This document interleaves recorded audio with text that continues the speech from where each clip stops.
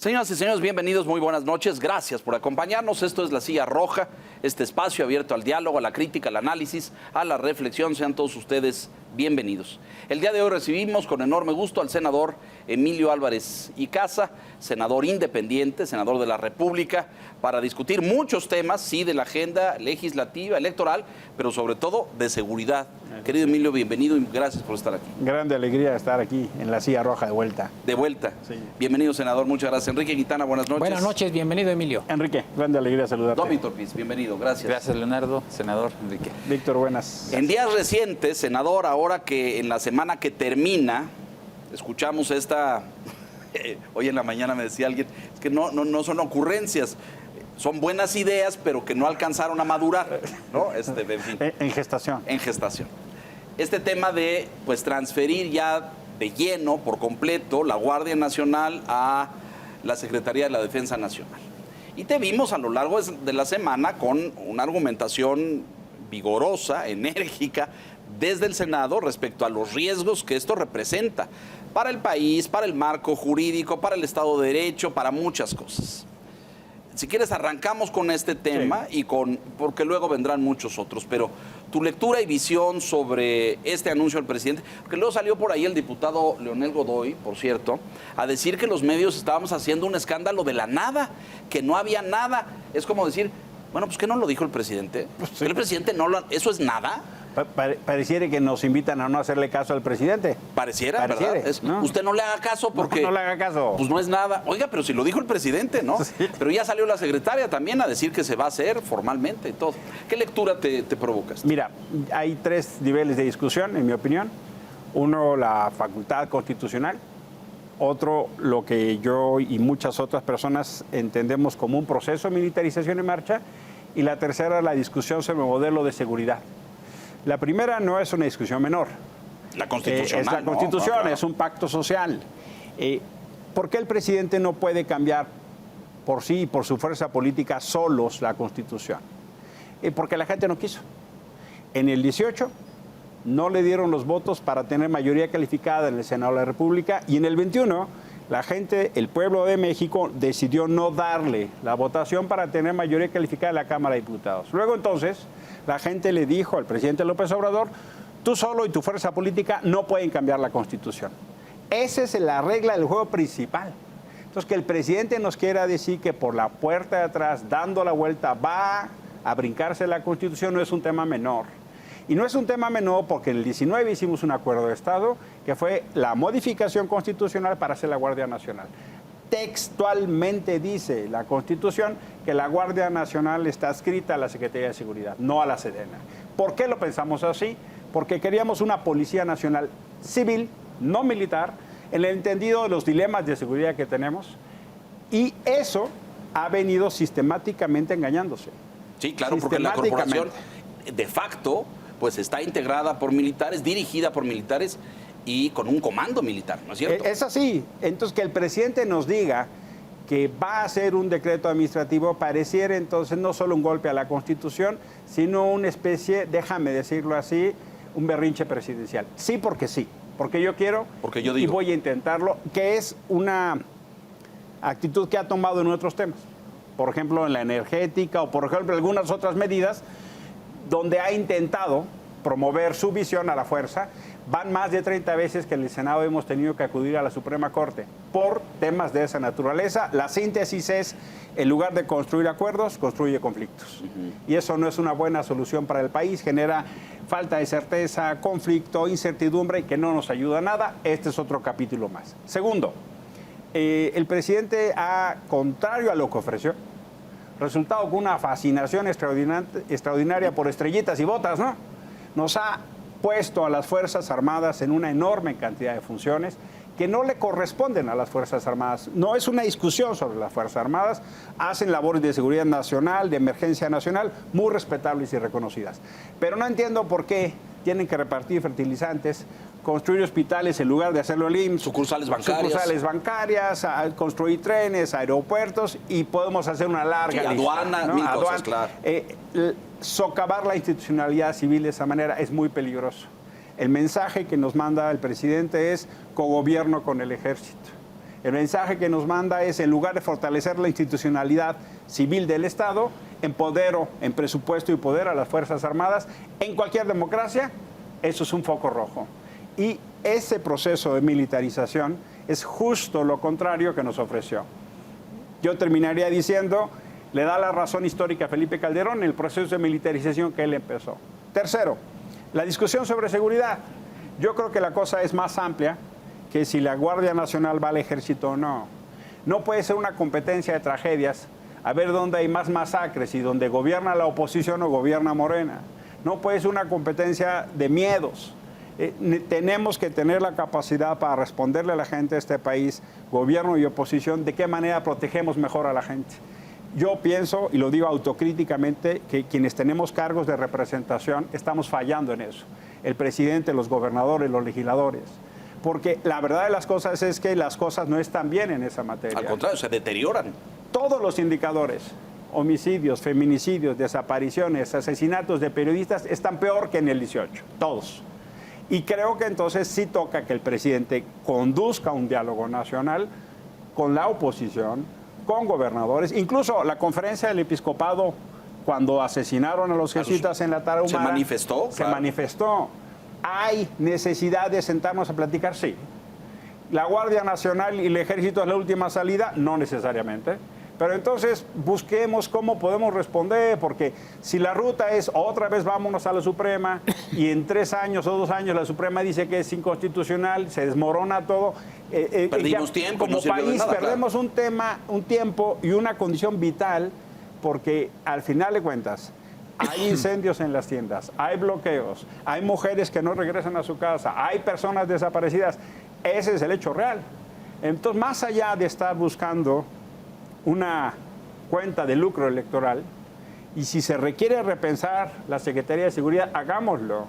Yo diría, empecemos porque quienes ahí están se alejen de la tentación de los cargos, ¿no? El secretario del ramo acabó como gobernador de Sonora. Así es. El subsecretario del ramo quiere ser gobernador en Coahuila.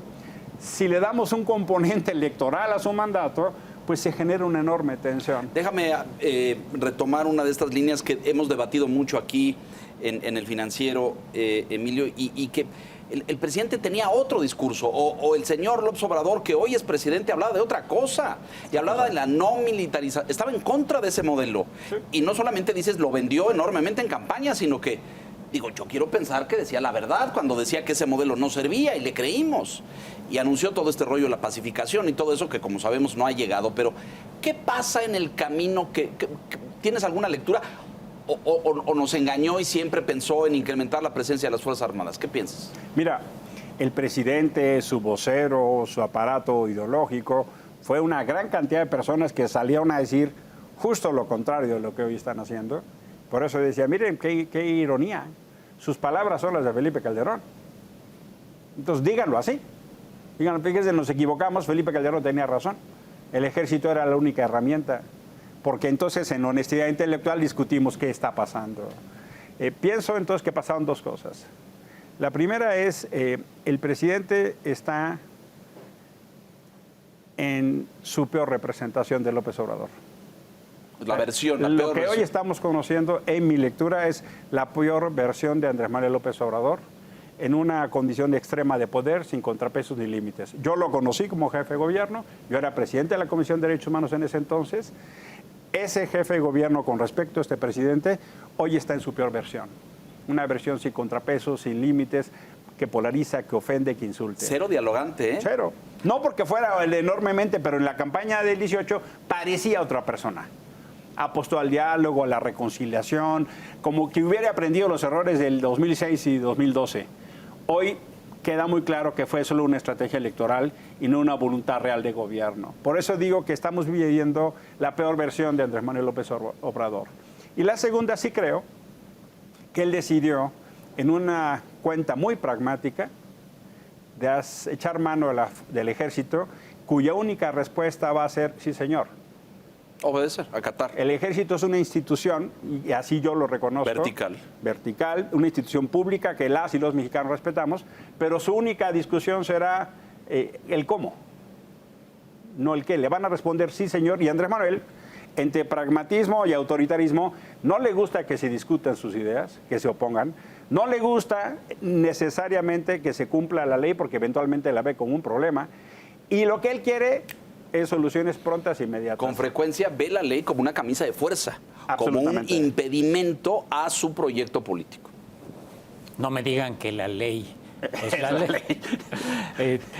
Emilio, hay una percepción de que se va a salir con la suya el presidente.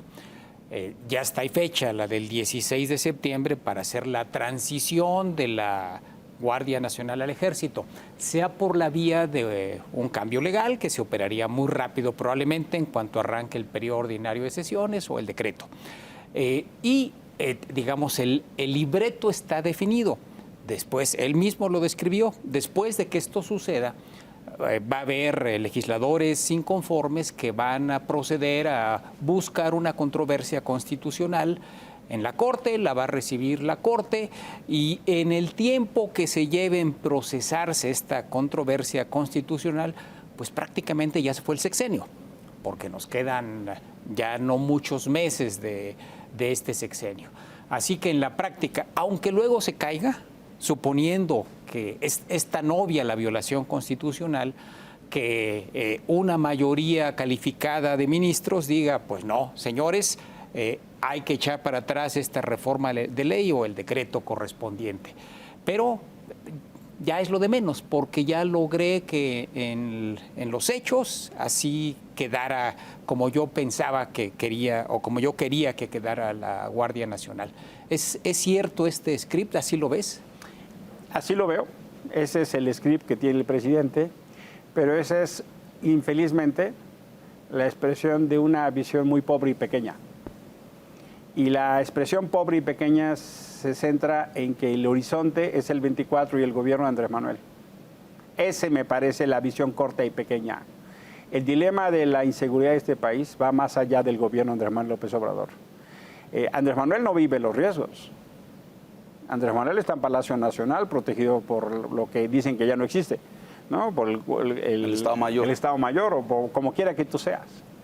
El riesgo lo paga la gente. El riesgo lo pagan los empresarios que tienen que pagar derecho de piso. El riesgo lo pagan las familias que tienen hoy personas desaparecidas.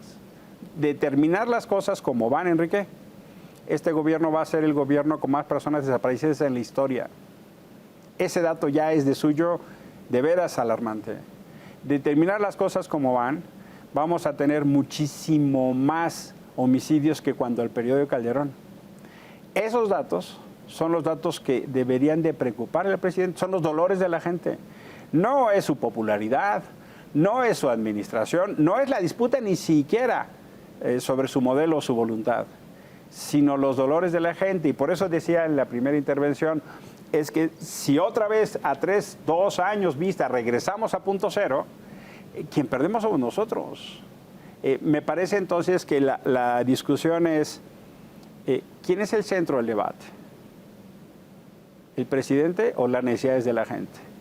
Hoy por hoy estamos cada vez viendo más una narrativa, un modelo de comunicación, una gerencia centrada en el debate del presidente, su popularidad, su programa de televisión como modelo. Su visión de país. Su visión, y no las necesidades de la gente. Esa tensión va a ser cada vez mayor y ahí está el riesgo país. Sí, siguiendo el mismo hilo conductor, decía, senador, al principio que hemos fallado, o sea, el gobierno federal, los gobiernos locales, los legisladores, y creo que la discusión también tendría que abrir el debate a la estrategia de seguridad que ha sido fallida, y quizás en 2 vertientes, una que tuviera que ver con la seguridad propiamente y otra con la estrategia contra el crimen organizado. Justo en esta semana de anuncio de transición de Guardia Nacional a la Sedena, se dio este evento de la zona metropolitana de Guadalajara, de Guanajuato, en donde claramente se ve la reacción del crimen, la capacidad de reacción del crimen organizado ante, brutal, ¿no? sí, ante la aprehensión de uno de sus líderes. Pero lo decías tú hace un momento, la ciudadanía queda indefensa, ¿no? O sea, cuando uno ve esas imágenes de que a las familias las bajan de sus vehículos para quemarlos o entran a una tienda a quemar, pues ahí claramente dices, algo está pasando. La seguridad. Exactamente, ¿no? ¿Dónde queda el ciudadano frente a esa indefensión? Hay en sectores cada vez más grandes de la población la percepción de que no se está combatiendo debidamente. Incluso pareciera que se cede territorio y control al crimen organizado, al narco, a las redes de macrocriminalidad. Y esa percepción es no solo una percepción, yo pienso que es una realidad. Cuando uno ve estas imágenes, en mi caso, cuando ve cómo bloquean, cómo incendian, cómo actúan, la primera pregunta que me hago es: ¿y dónde está la autoridad? Es la primera pregunta. ¿Y dónde está la autoridad? ¿Por qué si estas personas tienen capacidad de actuar así, de qué les sirve tantas cámaras, de qué les sirve tanta coordinación, tantos C5, estos espacios de coordinación, si no pueden reaccionar? Y las preguntas surgen entonces: ¿es incapacidad? ¿Es complicidad? ¿Es desarticulación? ¿Es desorganización? ¿O es todo junto? En cuyo caso la ecuación es más peligrosa. Y sí, por eso creo que hay cosas que tenemos que revisar. Por ejemplo, la Guardia Nacional tiene ahorita una capacidad de fuerza de 118,000 elementos. Nos entregaron recientemente un informe de la Estrategia Nacional. Informan de abril del 21 a marzo del 22. Nos dice la autoridad que hicieron 208 operativos y presentaron 50 ¿Detenidos? 50 detenidos ante el Ministerio Público Federal en materia de delincuencia organizada. No es una persona por semana, ¿eh? No es uno por semana. ¿Ni por operativo? Ni por es como operativo. la cuarta parte de los operativos. Es como, y en todos los demás operativos no había nadie. Delincuencia organizada es un delito típico de lo que vimos. Claro, 3 o más. claro. ¿No? Narcotráfico, Claro. terrorismo. 50 personas presentadas al ministerio. No digo ni siquiera sancionadas, presentadas. 118,000 efectivos. Para decir. Algo está mal. Algo está mal. Si me dicen es que mira, estamos pues persiguiendo y pateando migrantes, estamos repartiendo fertilizantes, algo está mal. Y también puede uno preguntar, hombre, la capacidad de fuerza de las policías estatales. Hicimos en el 2019 un acuerdo para que los gobernadores hicieran cargo de profesionalizar a sus policías estatales. Hoy por hoy la tendencia es a cero. Porque cada vez más se recarga más en las fuerzas federales. Claro, claro. Cada vez escurre más el bulto, perdón decirlo así. Sí, claro, claro. Y hay una corresponsabilidad de los gobiernos estatales. Hicimos una ley de uso de la fuerza. De las fiscalías. Las fiscalías son las grandes ausentes de esta tragedia. No, pues no aparecen, no existen. Si alguien ve al Aquí señor consiguen. fiscal, por favor, repórtelo, ¿no? Si alguien ve al señor Gers, por favor, avísenos, porque está borrado el mapa, ¿no? Igual las estatales, ¿no? Las estatales. Es más, hay ocasiones en que incluso se niegan a informar. Por ejemplo. ¿No? Es que son de esas cosas que dicen, no puede ser. Pero a ver, mira, venimos de un... a mí lo que me da coraje, y lo pongo el símil, que es bastante tonto, pero el otro día lo comentamos, un actor muy famoso que dice, hijo, me quiero morir antes, no me quiero morir antes de ver a México campeón del mundo en el Mundial, ¿no? Y yo le decía, hijo, pues tómala con calma, ¿no? Siéntate, toma paciencia, porque no... Larga vida. No veo larga vida. No veo herramientas, no veo... Llevamos 25 años hablando de la seguridad de este país, sí. Emilio, hablando de la capacitación de policías, mejorarles los perfiles, pagarles mejor, romper los círculos de que sean cooptados por el crimen y por la corrupción, de la corresponsabilidad de los estados y de los gobernadores. Llevamos 2 décadas y media y no avanzamos. Eventualmente es probablemente mi frustración compartida, porque una de las grandes ofertas de este gobierno era justamente entrar a ese tema.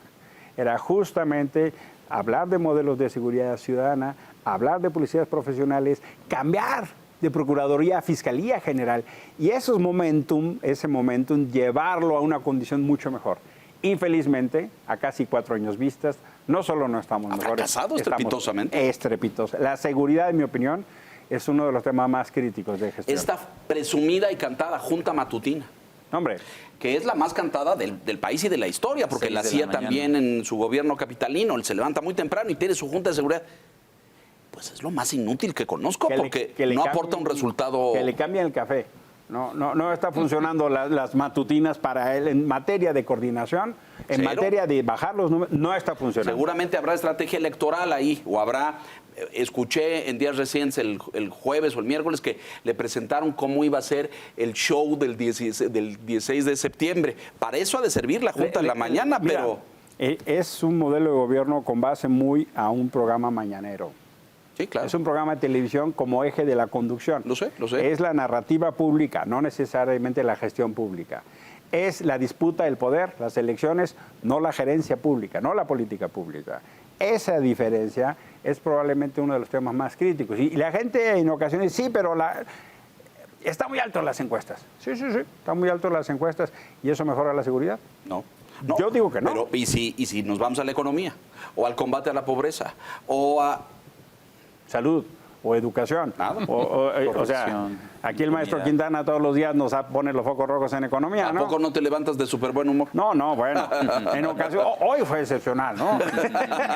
Pero no es culpa de él, él solo refleja, Retrata, así es. La realidad. ¿no? Es el mensajero, ¿no?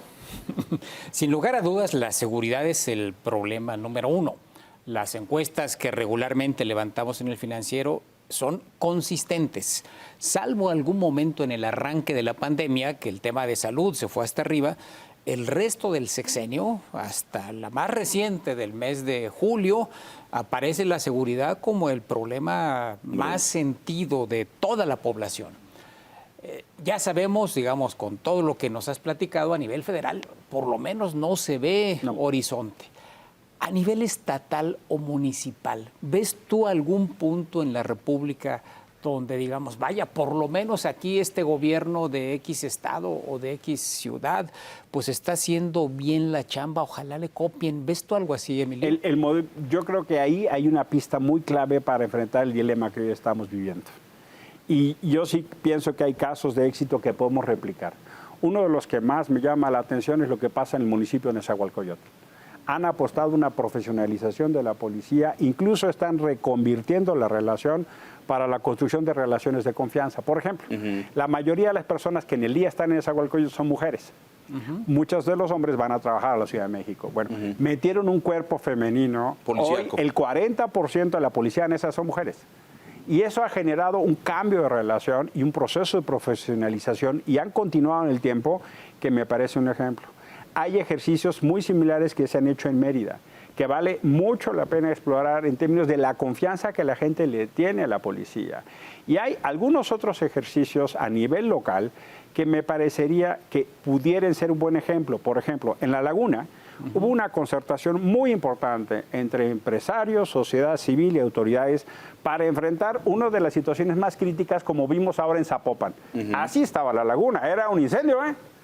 Han bajado los niveles muy dramáticamente o muy positivamente en términos, por ejemplo, de homicidios y secuestros. El laboratorio de La Laguna es algo que tendríamos que estar replicando. Yo le decía a la gente de León, perdón, ¿por qué no invitan a la gente de La Laguna y les cuenta el modelo? Es que en verdad vale la pena replicarlo. Y así hay algunos otros casos que me parece que pudieran ser exitosos. Monterrey en su momento... Y pienso en Ciudad Juárez también, porque de aquella crisis de hace 20 años, de las muertes de Juárez, ahí se aplicó un modelo que bajó el índice de criminalidad, luego se abandonó por falta de continuidad, que sucede con mucha frecuencia, llega el nuevo y quiere cambiar todo. Hay dos organizaciones civiles que hacen seguimiento muy importante de lo que pasa en materia de gobernabilidad y paz y lo que pasa con las fiscalías estatales. Si esos indicadores los convirtiéramos como nivel de seguimiento de lo que hacen en las mañaneras, si avanzáramos, por ejemplo, desde el 18 se presentó una iniciativa para darle derechos laborales a los policías. Desde el 18 no la hemos sancionado. Los policías siguen teniendo una carencia extraordinaria laboral, social y económica. Esa podría ser una señal muy importante para avanzar en la profesionalización de la policía. Por eso decía que el legislativo también está en falta. Sí tenemos que profesionalizar a la policía. Yo diría, Emilio, tenía esa expectativa de la 4T. No se cumplió. Y ha sido un desengaño, un desencanto, una desilusión. Te lo digo con mucha honestidad. No es que a fuerzas quiera yo pelearme, pues, no es el caso. Ahí donde hay apoyo, cosa sensata, me voy a sumar. Ahí donde no lo vea, pues no. Y sí pienso que no hemos tenido la capacidad de responder a la construcción de una policía profesional. Causa en común. Sistemáticamente nos reporta cómo podemos avanzar en profesionalizar a la policía. ¿Qué quiero decir con esto? Ernesto López Portillo en la Universidad Iberoamericana tiene un observatorio, un centro de trabajo sobre la policía en México. Hay ya capacidad instalada, hay análisis, hay propuestas. Por eso creo que si dialogaremos y ponemos esas buenas prácticas, podemos replicarlas. No se trata solo de decir, hombre, qué mal que lo hace el gobierno. No, no ese es el tema. El tema es cómo le hacemos para salir de esta discusión de 25 años. Tengo la impresión, no sé, corrígeme, y para los que ya tenemos un kilometraje andado en esto, creo que tenemos el gobierno menos dialogante de las últimas 3 décadas. Infelizmente sí, pero nos toca insistir, ¿no? La necia esperanza. Yo sí creo que tenemos que tener la capacidad de propuesta, a veces la de protesta, muy dialogal, yo diría, hacer saber lo que no nos gusta. Aunque no te escuchen del otro lado. Aunque no escuchen, o sea, sí nos toca insistir, sí nos toca hacer saber. Sí, el presidente ya perfiló un poco cuál sería el proceso. Dijo, bueno, pues que lo decida la Corte, ¿no? Lo mencionabas ahora, senador. Que la Corte decida si es constitucional o no, ¿no? Esta transición de la Guardia Nacional a Sedena. Y dice, como fue el tema eléctrico, ¿no? La Corte se pronunció por la no inconstitucionalidad de la ley de la industria eléctrica y la Cámara de Diputados rechazó la reforma eléctrica, pero no se resolvió de fondo el tema, quedó ahí como ambiguo. Sí, quedó ambiguo. Sí. Y quizás lo que nos está anticipando el presidente es que veríamos... Se va a repetir. Algo, quiero llegar al tema de la incertidumbre que habría en este proceso de transición, de que como no queda claro y se lo da a la Corte, y como decías hace un momento, la Corte probablemente cuando lo tome, pues ya estará terminando. Pero ahí, retomando ahí, la Corte también está en falta, Emilio. Bueno, por porque supuesto. yo no sé cuántas son, tú debes saber, los recursos de inconstitucionalidad por el de facto Guardia Nacional Militar, pero hay varias. Hay varias. Y la Corte no ha dicho nada. La Corte está teniendo una omisión y está siendo pasiva. Yo quisiera un Poder Judicial, un presidente de la Corte que tuviera un rol más allá de dama de compañía del presidente. Yo quisiera una Suprema Corte de Justicia activa, que defendiera. Hay varias. Yo hace un año en mi informe dije, la Corte está en falta, hoy se hace más crítico, porque si ya hubiera resuelto eso, esta discusión se zanja. El Poder Judicial Federal tiene una responsabilidad vital en la defensa de la Constitución.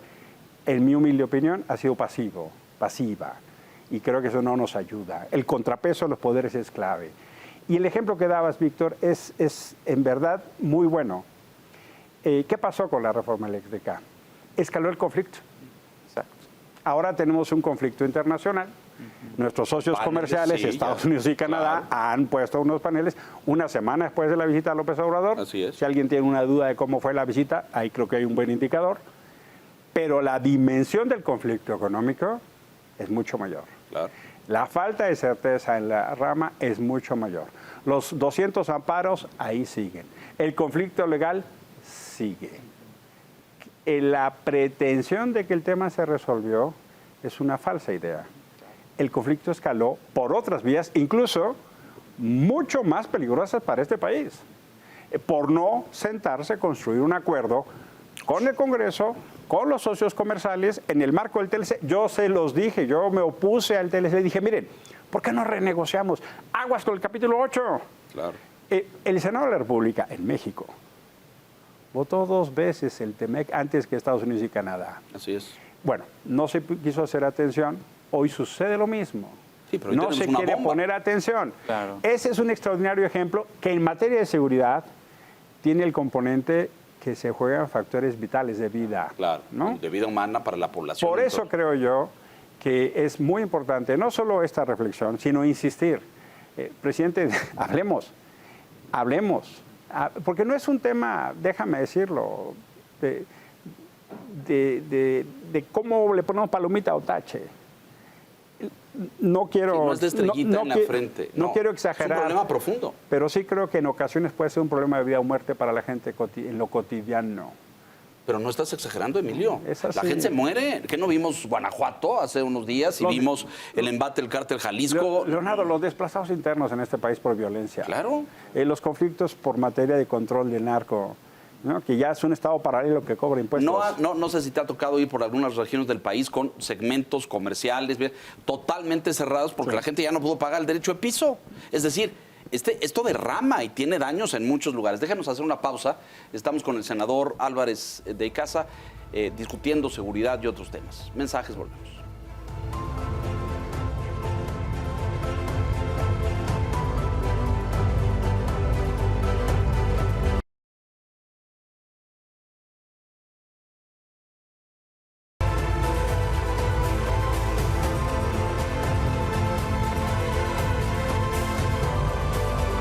Muchos nos negamos a pensar, senador, que esto es una condena, que ya estamos condenados y que pues ya no hay para dónde hacerle. Hay perspectivas porque la del diálogo que tú planeas, eres un legislador, eres un parlamentario, pues lo que te toca es parlamentar y proponer diálogo. Yo veo del otro lado del escritorio la cero disposición al diálogo, ¿no? Decías hace un momento, al presidente no le gusta que le pregunten, no le gusta que le cuestionen, no le gusta ni siquiera ideas alternativas a su proyecto. Él es el dueño de la verdad, de la visión única. Entonces, el diálogo lo veo complicado, pero ¿y entonces? Fíjate que está desarrollándose un fenómeno donde mucha gente se está sentando a resolver sin el gobierno. El tema de... ¿Sociedad civil? Sí. El tema de los jesuitas asesinados en la Tarahumara para mí fue un punto de quiebre. Que la Iglesia Católica Mexicana haya salido como salió, en sus expresiones, los obispos, los religiosos, los jesuitas, y estar llamando a ese ejercicio de diálogo es algo que hace tiempo no veíamos. Yo estoy viendo a una serie de universidades y actores de sociedad civil analizando, proponiendo, discutiendo. Conozco un laboratorio súper interesante de procesos locales de paz que están intentando replicar, inclusive con cooperación internacional, ¿no? Donde organizaciones que vinieron a México dijeron, aquí hay un laboratorio internacional en transición importante. ¿Y cómo hacemos para construir la paz?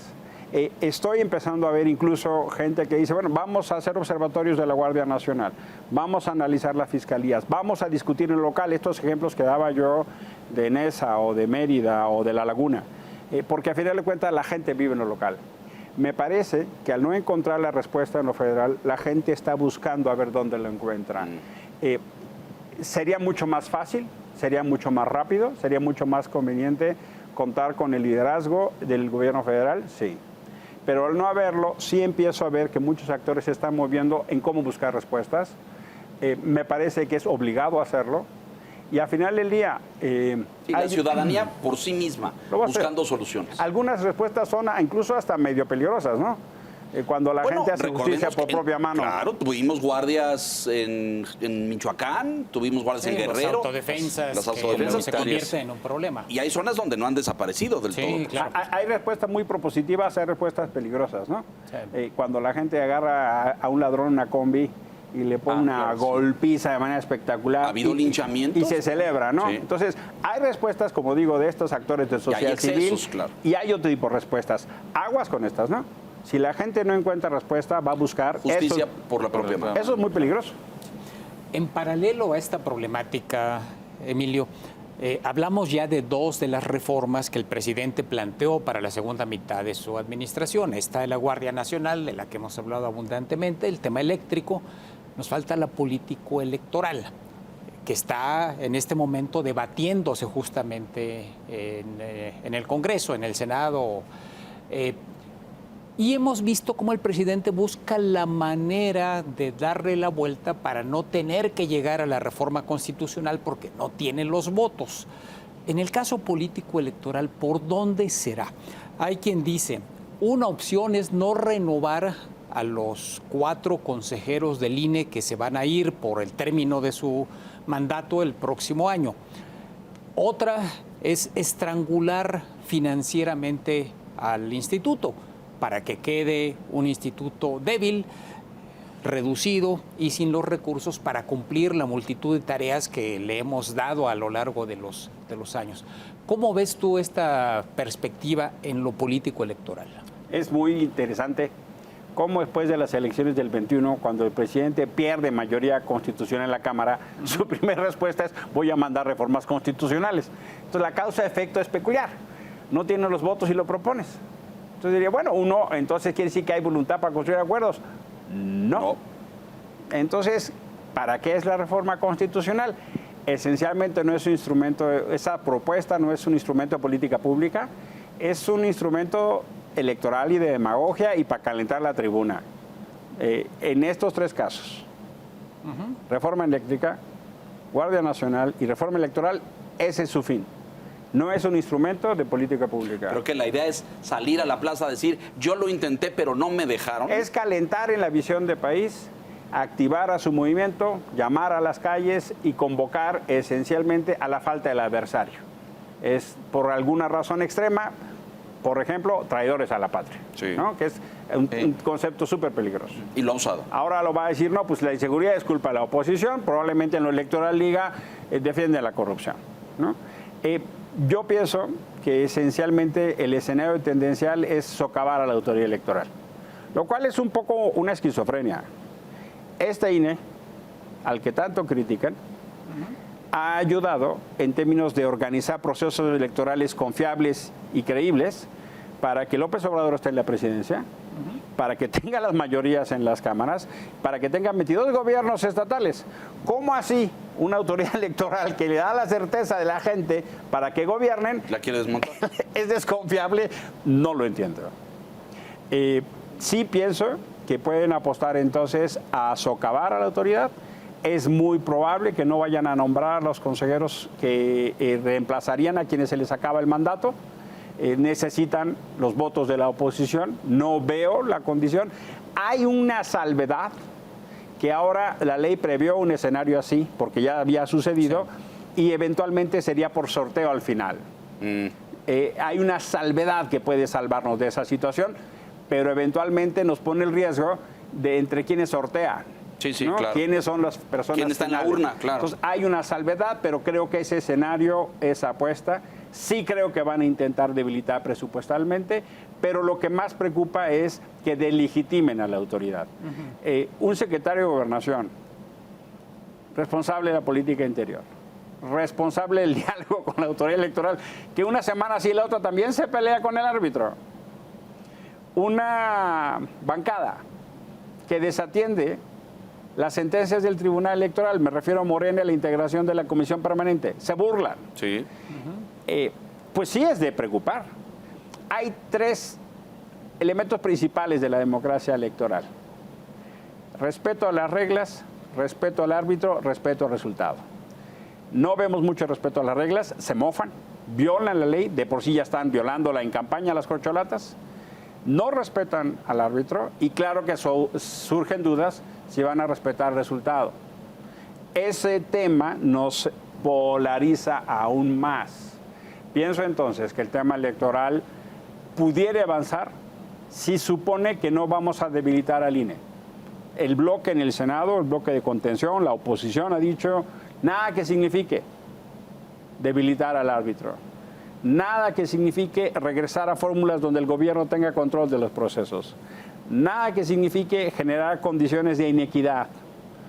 Lo que construimos con la participación de López Obrador y de Morena, claro, que eran PRD entonces, claro, muchos de ellos, fue construir reglas más parejas para evitar el desequilibrio del dinero público, de la influencia del gobierno.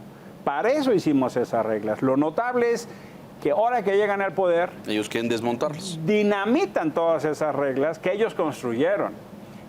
Pareciera entonces la moraleja que no era la disputa civilizada de la democracia, sino estar ellos en el poder. Claro. Eso los delegitima enormemente y por eso hay, yo creo, elementos fundados que la oposición dice, mira, si no hay certezas de que vamos a hacer una reforma para mejorar, no la vamos a tener. ¿Por qué? Porque si tú abres la puerta para una reforma constitucional, ellos tienen los votos, ellas tienen los votos, me refiero a Morena y su mayoría, para modificar las leyes como quieran. Ley, claro. Y ese es un riesgo que no vamos a correr. Preocupa, senador, que se deslegitime a la autoridad, no solamente la autoridad electoral, una que con frecuencia es objeto de eso es la autoridad judicial. Lo comento porque acabamos de ver este episodio del Tren Maya, ¿no? Donde el presidente de pronto determina que es una obra de interés general Y de seguridad y de nacional. seguridad nacional, y por lo tanto, por esa vía va a tratar de darle vuelta a todas las suspensiones judiciales que se interpusieron contra el proyecto, digo, con independencia de que ya prácticamente se cayeron todos, ¿no? Pero como que el presidente no le gusta enfrentar este tipo de barreras, ¿no? Dice, La ley es un voy obstáculo. derecho y no me quito. Sí, claro. Fíjate que hicimos el amparo, que es uno de los aportes de derecho mexicano, para evitar esos abusos de poder. El presidente sí lo ve como un obstáculo, ¿no? Eso es así. Pero no es si al gobernante le guste o no. Los derechos de la gente no son si le gusten o no. Sí, no son. Si eso no se resuelve ahorita, entonces luego va a construirse otro conflicto. El hecho pedagógico que está detrás es pensar que por imponer mi voluntad en este momento de una vez y de por siempre ya está. Y eso es una enseñanza o una afirmación equivocada. En México y en la historia y en todos los países así ha sido. Cuando las cosas se quieren imponer de una manera autoritaria y sin razón, brota más adelante el conflicto. Pienso que el presidente está en una obsesión de cumplir sus propuestas a toda costa, pero el futuro se hace entonces más conflictivo e incierto. ¿Y qué creo entonces?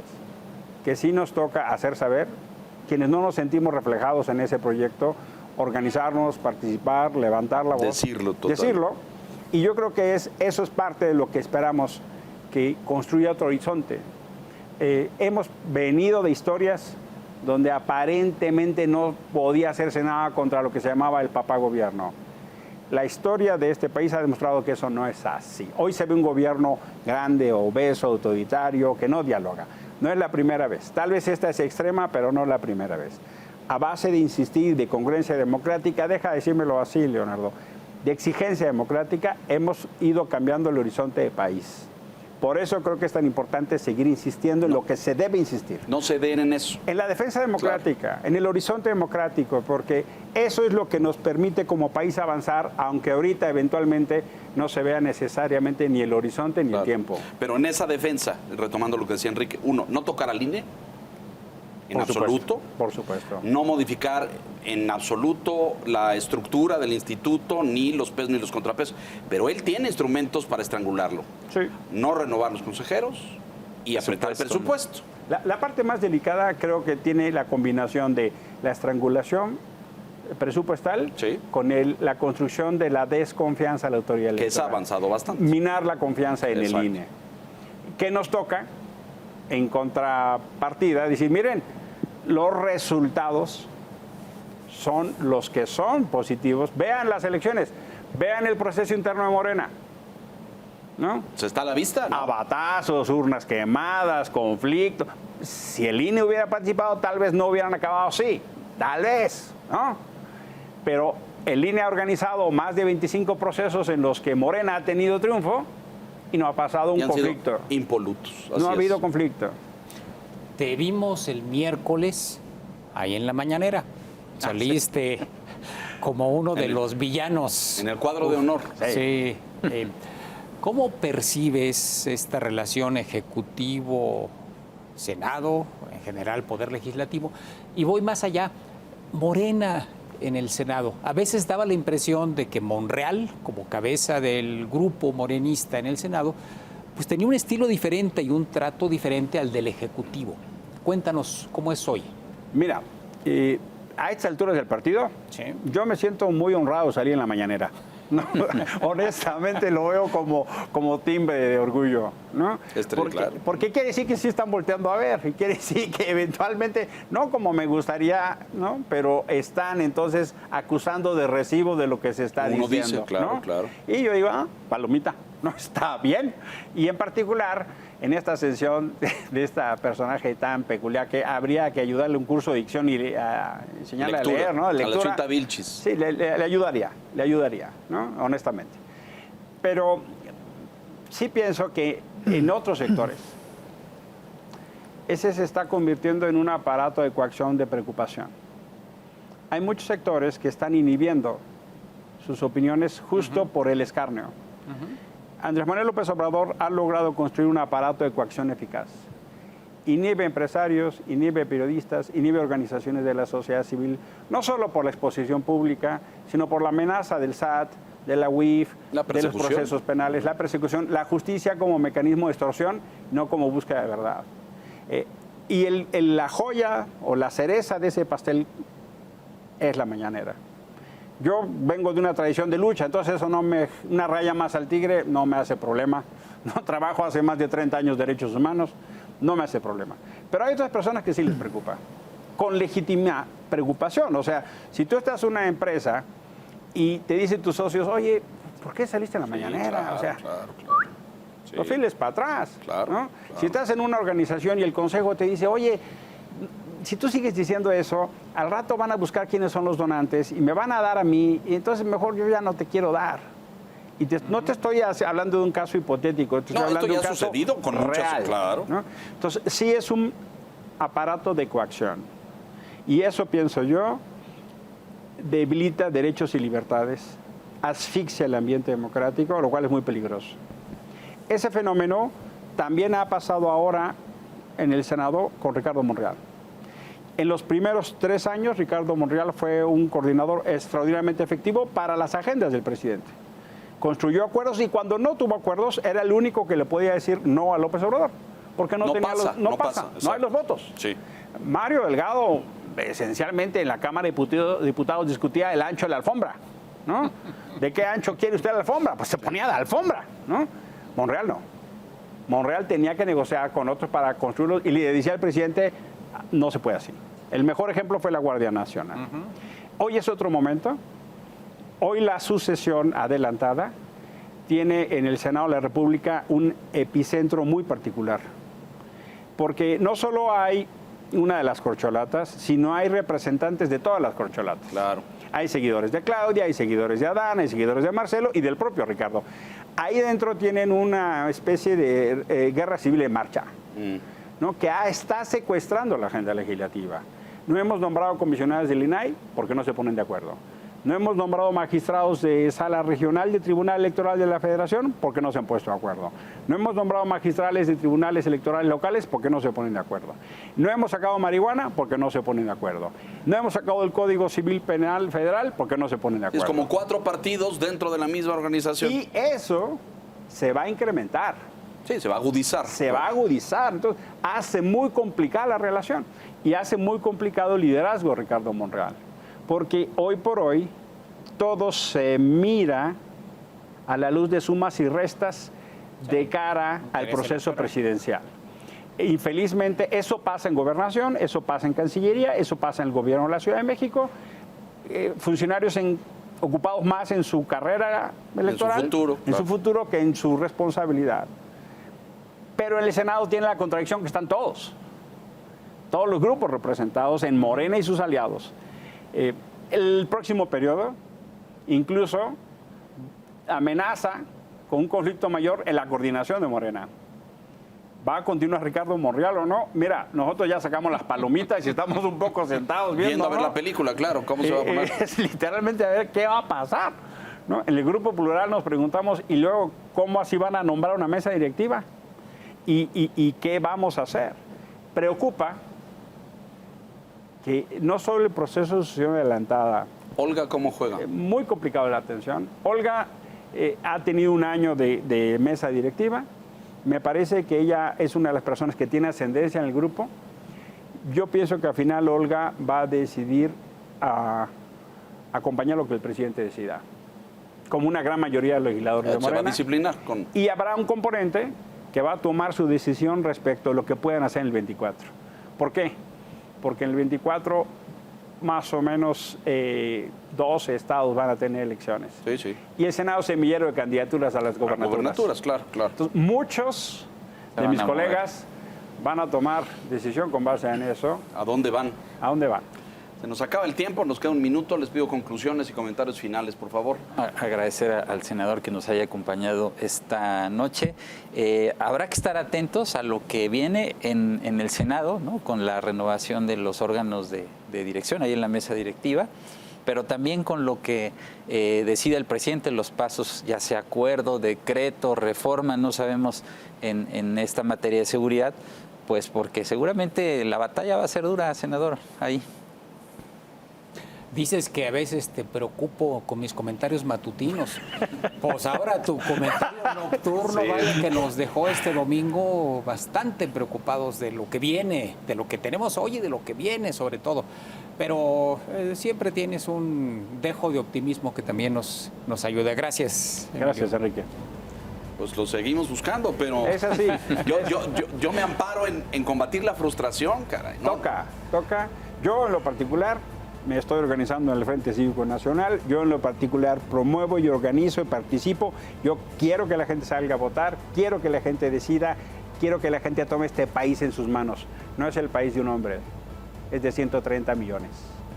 Aunque algunos piensan que sí. Emilio Álvarez y Casa, te agradezco profundamente y te agradezco tu combate en el Senado. Y bueno, pues todos seguimos teniendo la esperanza de que se pueda fortalecer la democracia. Absolutamente. Y no deteriorarla. Enrique Quintana, gracias. Buenas noches. Víctor Fiz, gracias. Buenas noches. Y a usted que nos hace el favor y la gentileza de escucharnos, muchísimas gracias. Muy buenas noches. Aquí en La Silla Roja, puntualmente la semana entrante. Hasta entonces, gracias.